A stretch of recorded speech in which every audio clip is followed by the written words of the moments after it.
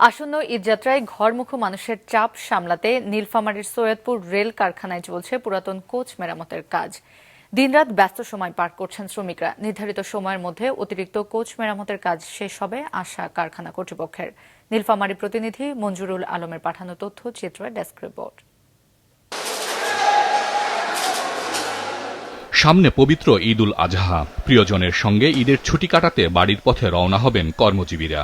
তাদের বড় একটি অংশ যাবেন ট্রেনে। চাপ সামলাতে ট্রেনের নিয়মিত বগির সঙ্গে যোগ করা হবে বাড়তি বগি। আর এই সব বগি মেরামতে নীলফামারীর সৈয়দপুর রেল কারখানায় চলছে মহাযজ্ঞ। কেউ করছেন চাকা মেরামত, কেউ ঝালাইয়ে ব্যস্ত, কেউ আবার রং বার্নিশ করে ঝকঝকে করে তুলছেন পুরাতন কোচ।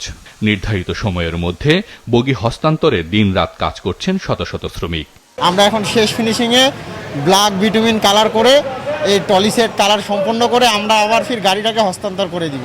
চেষ্টা করতেছি যে আমাদের যে নির্ধারিত যে লক্ষ্যমাত্রা, সেই লক্ষ্যমাত্রা আমরা যাতে ঈদ উল আজহার অনেক আগেই এই কোচগুলো ডিভিশনে হস্তান্তর করতে পারি। বেশি সময় কাজ করে যাচ্ছি, ওভারটাইমেও কাজ করছি, যেন ঈদের মধ্যে ঘরমুখী মানুষরা যেন ভালোভাবে বাসায় গিয়ে নিজ নিজ বাড়িতে, গ্রামের বাড়িতে যেয়ে যেন ঈদ করতে পারে।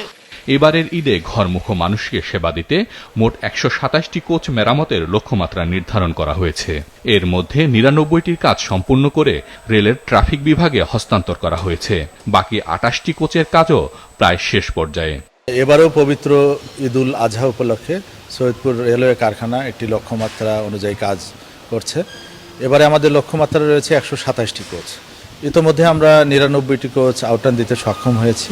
কারখানায় ২৮২৫টি পদের বিপরীতে কর্মরত আছেন মাত্র ৭০০ জন। তীব্র জনবল সংকটের কারণে বাড়তি সময় কাজ করতে হচ্ছে শ্রমিকদের, জানান সৈয়দপুর রেল কারখানার কর্মকর্তারা। মানবলের স্বল্পতা সহ অন্যান্য সমস্যা থাকার পরেও আমরা আমাদের সর্বোচ্চটা দিয়ে আমাদের কর্মচারীরা তাদের সর্বোচ্চটা দিয়ে তারা সানন্দ চিত্তে কাজ করে যাচ্ছে। আশা করি আগামী ঈদ উল আজহায় ঢাকাগামী ট্রেনগুলোতে বাড়তি কোচ সংযোজন এবং অন্যান্য যে ট্রেনগুলোতে আছে সেগুলোতে কোচ ঘাটতি অনেকাংশে কমিয়ে আনা সম্ভব হবে। ঈদের অন্তত এক সপ্তাহ আগেই সবকটি কোচ রেলওয়ের পশ্চিমাঞ্চলীয় ট্রাফিক বিভাগকে বুঝিয়ে দেওয়ার আশা কারখানা কর্তৃপক্ষের। মাছরাঙা নিউজ ডেস্ক।